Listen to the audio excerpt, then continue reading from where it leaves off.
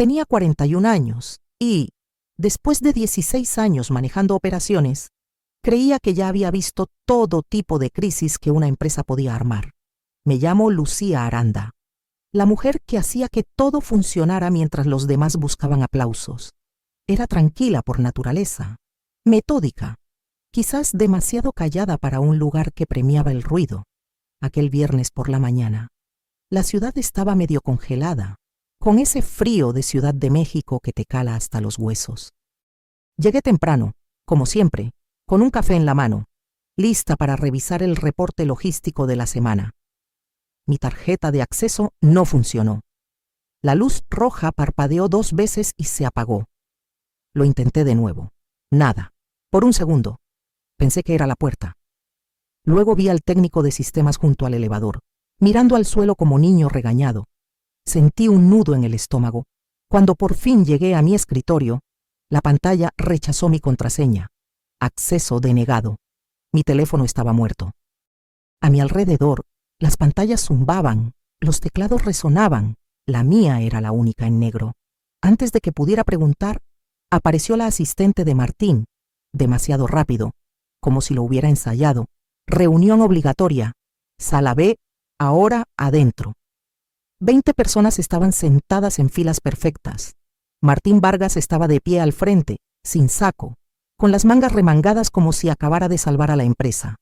Vamos a hacer esto rápido, dijo, encendiendo su laptop. A partir de hoy, Operaciones se reestructura. El proyector parpadeó. En la pantalla, un título personal que sale, mi nombre, Lucía Aranda. Apareció en negritas. Un murmullo recorrió la sala. Martín sonrió, pequeño, satisfecho. Algunos no se adaptan al cambio. Siguió. Creen que son imprescindibles, pero aquí nadie está por encima del equipo. Me miró directo a los ojos. Recibirás una oferta de liquidación hoy mismo. Si sabes lo que te conviene, la firmas antes del viernes. Si no, dejó las palabras en el aire. Luego se recargó en su silla. No volverás a trabajar en esta ciudad. Nadie se movió. El silencio era pesado, como metal. Cerré mi libreta, guardé la pluma en mi bolsa y me levanté. Mis piernas estaban firmes. Mis manos no temblaban. Afuera, el viento invernal me golpeó la cara. Seguí caminando hasta que el edificio se hizo pequeño a mis espaldas. Mi celular vibró una vez en mi bolsa, un número desconocido. El viento que venía del río cortaba como navaja mientras avanzaba por la avenida Reforma. No sabía a dónde iba, solo quería alejarme. La ciudad estaba demasiado ruidosa, demasiado brillante. Mi celular vibró en mi bolsa. Número desconocido. Lo ignoré. Volvió a vibrar, esta vez dejando un mensaje de voz. En la parada del camión, lo reproduje. Una voz masculina, firme, baja. No firmes nada. Escuché lo que dijo. Silencio, sin nombre, sin explicación. Por un largo rato, solo miré la pantalla. El mensaje duraba 7 segundos, pero sentía como si una puerta se hubiera entreabierto en una habitación cerrada con llave. Lo reproduje otra vez, y otra, intentando reconocer la voz. Tal vez alguien de contabilidad, tal vez un contratista que estuvo en esa reunión. Mis manos temblaban demasiado para pensar con claridad. Esa noche, sentada en mi cocina con las luces apagadas, repetí las palabras hasta que la batería de mi celular murió. No firmes nada. Cada vez que las escuchaba, la humillación del día se desvanecía un poco menos definitiva, más suspendida, quien fuera que llamó. Había oído a Martín amenazarme. No estaba loca. Todo pasó exactamente como lo recordaba. No dormí. Vi el cielo aclararse por las persianas, el café frío intacto a mi lado. Cuando mi correo se actualizó a las 6:14 de la mañana, ahí estaba un email de Recursos Humanos. Asunto acuerdo de liquidación, confidencial. Lo abrí. 3 semanas de sueldo, algo como C$30,000. A cambio de silencio, las cláusulas eran densas, pegajosas: no difamar, no competir, renuncia voluntaria. Hasta ir a terapia contaría como divulgación pública. Bajé hasta la línea de firma y sentí un peso en el pecho. Entonces el celular se iluminó otra vez. El mismo número desconocido. Esta vez, un mensaje de texto. «Puedo ayudarte». No me moví. El departamento estaba en silencio, salvo por el zumbido del calentador.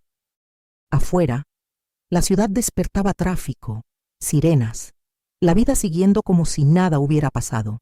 Di vuelta al celular y leí el mensaje una vez más. Al mediodía, el mensaje seguía sin respuesta. No podía decidirme a contestar, pero tampoco a borrarlo. Mis dedos flotaban sobre la pantalla antes de dejar el celular boca abajo. Si alguien decía que podía ayudarme, necesitaba asegurarme de que no era otra trampa. En cambio, abrí mi laptop. La empresa había bloqueado mis cuentas, pero siempre guardé respaldos discos duros llenos de reportes, hojas de tiempo, facturas, no porque esperara problemas. Simplemente no confiaba en el caos. Había construido mi carrera previniéndolo. Las carpetas se abrieron lentamente, como fantasmas despertando.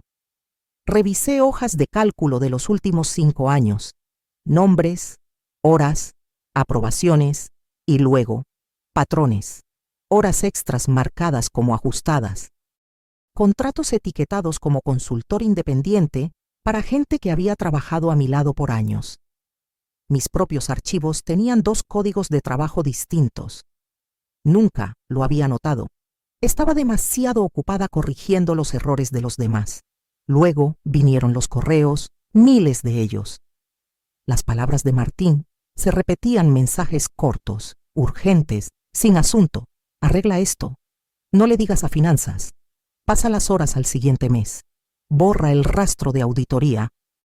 Cada uno inofensivo por sí solo, pero juntos contaban una historia que había vivido sin verla del todo. En algún momento, el sol se escondió tras los edificios. Mi departamento se llenó de esa luz azul profunda antes de la oscuridad. El calentador se encendió, zumbando suavemente. Seguí leyendo. Notas de llamadas con recursos humanos, capturas de ajustes temporales, mensajes de colegas que se quejaron en voz baja y luego desaparecieron. Creé una carpeta nueva y la nombré simplemente Pruebas. Adentro arrastré todo correos, hojas de tiempo, el memorándum donde Martín prometió bonos el próximo trimestre, el archivo donde reemplazó mi nombre con el suyo en un resumen de proyecto. Pasaron horas. La ciudad se desdibujó en tráfico nocturno. Mis ojos ardían, pero me sentía más firme que en días. Por años, fui invisible, un par de manos sosteniendo todo sin que nadie lo notara. Ahora, esa misma invisibilidad me estaba salvando. No se dieron cuenta de lo que guardé, lo que recordé, lo que documenté. En ese silencio, me di cuenta de que no estaba indefensa. Tenía pruebas. Y las pruebas, empezaba a entender, eran poder. El nombre en el mensaje, Clara Méndez. Derecho laboral, venía con una dirección cerca de la calle Madero. Lo miré casi 1 hora antes de ir. Algo en su simplicidad me hacía confiar más de lo que quería admitir. Sin nombres de bufetes elegantes, sin oficinas con vistas al Zócalo. Solo una línea en un edificio viejo cerca del río. La nieve, o más bien, el frío seco de la ciudad bailaba en el aire mientras empujaba la puerta de cristal. El vestíbulo olía a café y papel. Una placa en la pared listaba su nombre y otro inquilino, un dentista. Mi reflejo en la puerta rayada del elevador, se veía agotado el cabello recogido. Los ojos marcados por el insomnio, pero firme. La oficina de Clara era pequeña, iluminada por ventanas estrechas. Sin recepcionista, sin murmullos de sala de espera, solo el suave rasguño de una pluma. Levantó la vista de su escritorio y sonrió. De esas sonrisas que no se esfuerzan demasiado, 30 y tantos, ojos agudos tras lentes sencillos. Tú debes ser Lucía, dijo, extendiendo la mano. Siéntate. Cuéntame qué pasó, solo lo que puedas probar. Le conté todo. El despido público, el correo de liquidación, el mensaje anónimo, los archivos que guardé. No me interrumpió ni una vez, solo asentía. tomando notas con una pluma fuente negra. Cada pocos minutos subrayaba algo 2 veces, frunciendo el ceño. Cuando terminé, el silencio en la habitación cambió. Clara se recargó, golpeando la pluma contra su libreta. «Lo que hizo tu jefe no es solo cruel», dijo al fin. «Es ilegal. Varias veces». Habló claro represalias por reportar irregularidades en nómina, clasificación errónea de empleados, horas extras sin pagar, cláusulas coercitivas de liquidación. Cada término caía como una piedra sobre suelo firme. «Tienes ventaja», añadió, «más de la que crees». Exhalé sin darme cuenta de que había estado conteniendo el aliento. Deslizó una tarjeta sobre el escritorio. «Trae todo lo que puedas probar, cada archivo, cada marca de tiempo, cada correo. Los haremos escuchar». Afuera, el viento se había suavizado y por primera vez desde ese viernes no me sentí borrada. El frío aún mordía, pero el aire traía algo más, un hilo delgado, desconocido, de estabilidad. 3 días después de conocer a Clara, un mensajero llegó a mi puerta. El sobre que traía era grueso, con letras grabadas de un bufete del centro que reconocí por los espectaculares de esos que defienden corporaciones, no personas. Mi estómago se hundió antes de abrirlo. Adentro, una carta escrita con veneno legal pulido. Negaban todo. Me acusaban de malinterpretar y exigían que las disputas se resolvieran en arbitraje privado. Las últimas páginas eran peores copias de correos seleccionados para pintarme como poco profesional y conflictiva. Cada línea era como una bofetada. Para cuando llegué a la oficina de Clara, mis manos no dejaban de temblar. Ella leyó el paquete en silencio, los ojos moviéndose rápido por las páginas. Luego sonrió. «Intimidación clásica», dijo, dejando los papeles a un lado. «Están probando qué tan asustada estás». Su calma me estabilizó más que cualquier discurso. Sacó mi carpeta de pruebas y comenzó a cruzar cada acusación con evidencias. «Dicen que no cumpliste plazos», murmuró. «Aquí está el registro del proyecto mostrando que terminaste antes con elogios del cliente. Pasó otra página. Te llaman desafiante. Aquí está el correo de Martín ordenándote romper la política». Seguiste sus palabras al pie de la letra. Trabajamos por horas, armando líneas de tiempo y cruzando archivos. El proceso de Clara era preciso, quirúrgico. Cuando dudaba, ella volvía a llenar mi café y seguía escribiendo. «Cuentan con el cansancio», dijo una vez. «Nosotras respondemos con precisión». Al anochecer, la respuesta estaba lista: 20 páginas de evidencias, citas y una furia contenida. Clara imprimió la última página, la escaneó y me dio una copia. La envío esta noche. De vuelta en casa, me senté en mi cocina y leí el borrador otra vez. La última línea me detuvo en seco. Demanda por represalias respaldada por mensajes de testigos contemporáneos. No era ruidosa ni enojada, era definitiva. Por primera vez desde ese día en la sala de juntas, mi cuerpo se relajó. La ciudad zumbaba afuera, la nieve golpeaba la ventana y me di cuenta de que tal vez, al fin, dormiría toda la noche. La nieve comenzaba a derretirse cuando Clara llamó. Su voz traía una emoción contenida que no había escuchado antes. «Revisa tu correo personal», dijo. «Acaba de llegar algo». Adjunto estaba un mensaje reenviado de un ex colega que aún estaba en la empresa, un amigo leal y discreto que no tomó partido cuando todo se derrumbó. El asunto decía: consulta de cliente, urgente. Lo abrí. El correo venía de uno de nuestros clientes más grandes, una cadena nacional de tiendas cuya logística manejamos por años. El tono era educado, pero firme. «Hemos notado retrasos e inconsistencias desde la salida de la señora Lucía Aranda. ¿Pueden confirmar quién gestiona ahora nuestras operaciones? Los entregables se están retrasando y los plazos no se cumplen». Lo leí 3 veces antes de que calara. Mi nombre, ahí, en blanco y negro, no borrado, no olvidado. Prueba de que mi trabajo importaba, de que el silencio en esa sala no había reescrito la verdad. Cuando me reuní con Clara esa tarde, Imprimió el correo y lo guardó en una carpeta transparente como si fuera una reliquia. Esto, dijo, golpeando la hoja, es un regalo del cielo. Validación independiente de un cliente de millones de pesos. Han admitido un declive operativo ligado directamente a tu ausencia. La observé subrayar 2 frases y añadir una nota riesgo material. Impacto fiduciario. Su eficiencia casi me hizo reír. ¿Sabes qué significa esto, verdad?, dijo. Despidieron a la persona que mantenía vivo el sistema. Eso es negligencia. Corporativa, no personal. Afuera de su ventana, el tren elevado retumbó, sacudiendo las persianas. Por un momento, ninguna habló. Pensé en los años que pasé arreglando errores en silencio, creyendo que la invisibilidad era el precio de la estabilidad. Ahora, lo que me hizo invisible se había convertido en la evidencia de cuánto sostuve todo. Clara sonrió mientras guardaba la carpeta en su maletín. Nos acaban de dar ventaja, dijo, y no pienso desaprovecharla. La sala de juntas estaba más fría de lo que recordaba. Una larga mesa de cristal brillaba bajo las luces fluorescentes. Al fondo estaba Martín, flanqueado por 2 abogados corporativos en trajes grises idénticos. No me miró al entrar. Clara caminó a mi lado, llevando solo una carpeta negra delgada. Sin maletín, sin laptop, solo esa carpeta y su calma. Uno de los abogados carraspeó. Estamos aquí para resolver este asunto de manera eficiente, comenzó, con tono meloso. No hay necesidad de hostilidad. Clara no se sentó. Apoyó la mano ligeramente en la carpeta y dijo, entonces no perdamos tiempo.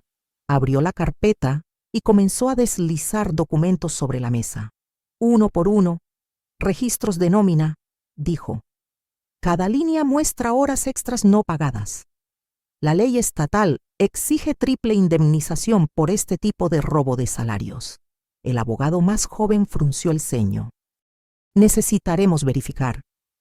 Clara lo cortó sin alzar la voz. Lo harán. Pero mientras, noten el patrón. Colocó un montón de correos impresos junto a los registros, cada uno con las órdenes breves de Martín. Arregla esto, no le digas a finanzas. Luego vinieron los mensajes de mis compañeros la noche de mi despido con fecha, apologéticos, crudos. Estos son testimonios contemporáneos, dijo, que confirman humillación pública y amenazas de ruina financiera. La sala se quedó inmóvil. La voz de Clara nunca cambió. Era firme, quirúrgica. Siguiente, dijo, deslizando el correo del cliente. Una cuenta importante reconoce un declive operativo ligado directamente al despido de la señora Aranda. Eso es riesgo material. Ocultarlo al consejo sería una violación del deber fiduciario.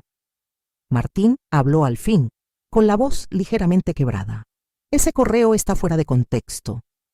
Clara lo miró. Contexto.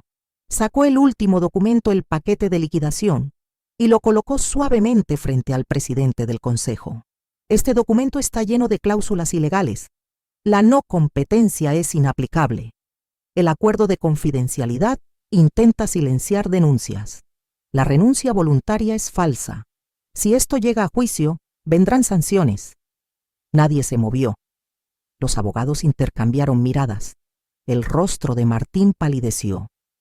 El silencio que llenó la sala ya no era miedo, era reconocimiento. Clara cerró su carpeta. El leve clic resonando como un veredicto. Pasaron 3 días antes de que llegara algo. La ciudad se descongelaba, con parches de nieve sucia derritiéndose en las banquetas, cuando el mensajero tocó el timbre de mi departamento otra vez. Esta vez, el sobre que me dio era delgado, sin el peso de la arrogancia, sin amenazas grabadas, solo papel sellado cuidadosamente en los bordes. Lo puse en la mesa y lo miré un momento antes de abrirlo. Adentro había solo unas pocas páginas. El membrete era el mismo, pero el tono era diferente. Comenzaba con una sola línea. En aras de la resolución, la empresa ha aceptado los siguientes términos. Leí despacio, temiendo parpadear. Pago retroactivo completo. Triple indemnización por salarios no pagados. Unos C$150,000. Cobertura de todos los honorarios legales. una carta de referencia neutral, firmada por el presidente del consejo. Y luego, un párrafo que me cortó el aliento: la empresa retracta declaraciones previas sobre la conducta de la señora Aranda y reconoce sus contribuciones al éxito operativo.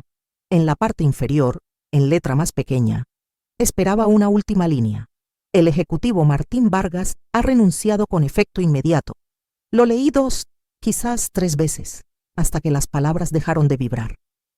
Mis manos se aflojaron alrededor del papel. No hubo una oleada de triunfo, ni un clímax cinematográfico.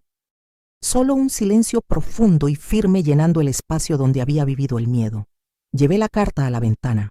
Afuera, la ciudad seguía autos deslizándose por el lodo. Gente abrigada contra el viento, sin saber que una sola oración en un documento legal había terminado con meses de humillación. El mundo no cambió, pero algo en mí sí. Cuando llamé a Clara, no sonó sorprendida. Se rindieron más rápido de lo que esperaba. Dijo simplemente: la justicia suele sonar a papeleo. Sonreí levemente, viendo mi reflejo desvanecerse en el cristal. La pelea había terminado, sin titulares, sin aplausos, solo pruebas, y por primera vez en semanas, solté un suspiro largo que se sintió como volver hasta empezar. La primavera regresó a la ciudad lentamente, árboles desnudos, suavizándose con verde. El río pasando de gris a cristal. La carta del acuerdo estaba doblada en el cajón de mi escritorio, intacta desde el día que llegó. No la enmarcé, no lo necesitaba. Lo que importaba ahora era lo que venía después. Todo comenzó con un correo. El asunto decía reconectar. El remitente era un nombre familiar, el cliente cuyo mensaje lo cambió todo. Notaron mi ausencia una vez. Ahora querían saber si estaba disponible para un contrato a corto plazo. Algo para estabilizar su cadena de suministro. Dudé antes de responder. La oferta adjunta duplicaba mi antiguo salario, unos $80,000 al mes. Registré el negocio esa misma semana. Consultoría operativa Aranda, una laptop, un escritorio rentado en un espacio compartido en la Roma, con luz entrando por amplios ventanales antiguos, sin oficinas de esquina, sin puertas con llave, solo aire y silencio. En un mes, tuve mi primer equipo, Sofía, una analista de datos que dejó la empresa tras años de ser ignorada, y Esteban, uno de los supervisores de almacén, a quien Martín había engañado con las horas extras. Ambos dijeron que sí sin dudar. Trabajamos hasta tarde esa primera semana, inclinados sobre cajas de comida para llevar, reconstruyendo sistemas desde cero, transparentes, justos, documentados. Se sentía extraño tomar decisiones sin permiso. Más extraño aún darme cuenta de cuánto aprendí del desastre que escapé. Cada hoja de cálculo, cada llamada con clientes, cada pequeño momento de confianza se convirtió en parte de una estructura que al fin tenía sentido. A veces, cuando la luz de la tarde caía sobre los escritorios, pensaba en la vieja oficina de Martín, toda de cristal, puro espectáculo, y en la sala de juntas donde todo cambió. Mi oficina no tenía paredes de vidrio, solo estantes con plantas y el sonido de teclados mezclado con risas. Cuando llegó la renovación del contrato, el cliente escribió una línea en su correo. Es bueno tener a alguien que realmente entiende el trabajo. Lo imprimí y lo puse en un tablero de corcho, no como trofeo, sino como recordatorio. Algunas reconstrucciones no empiezan con ambición, empiezan con supervivencia. Luego, lentamente, con cuidado, se convierten en algo que vale la pena conservar. La primera nieve del invierno llegó temprano ese año. Rozaba las ventanas de la oficina como un recuerdo, silenciosa y sin peso. Sofía dejó un termo de café en mi escritorio antes de salir. Y Esteban olvidó sus guantes otra vez, ambos prometiendo terminar la nueva propuesta el lunes por la mañana. El lugar se sentía diferente ahora. Habitado, honesto. Cuando la puerta se cerró, abrí el cajón inferior. La carta de retractación seguía ahí, doblada entre facturas y una pila de libretas nuevas. El papel se había suavizado en los bordes. la tinta desvaída de leerla tantas veces esa primera semana. Pasé un dedo por la oración que alguna vez importó tanto. Cualquier declaración previa sobre la conducta de la señora Aranda fue inexacta y lamentable. Sonreí. Apenas. No necesitaba enmarcarla. Ya no necesitaba pruebas. La carta había hecho su trabajo silenciosa, precisa, y el resto era mío para construir. Afuera, la Ciudad de México estaba entre estaciones, otra vez nieve mezclada con lodo, cielo bajo y plateado. Me puse el abrigo y cerré la puerta tras de mí. El pasillo olía a café y tinta de impresora, ese aroma cotidiano que alguna vez perteneció a la oficina de alguien más, a las reglas de alguien más, en la calle. El frío mordía, pero esta vez se sentía limpio, no castigador. El tráfico zumbaba por Madero. Las luces titilaban en los aparadores. Me detuve en la esquina, viendo el río atrapar pedazos de hielo mientras pasaba bajo el puente. Por un largo momento me quedé ahí, respirando la ciudad, el sonido, la calma tras el ruido. Luego susurré, sin hablarle a nadie en particular: el viernes vino y se fue, y sigo aquí. Las palabras flotaron en el aire, firmes y verdaderas. Me ajusté la bufanda, sintiendo cómo el peso de los años se desvanecía. No había necesidad de mirar atrás. La historia había terminado, y el silencio que dejó no se sentía vacío. Se sentía como libertad.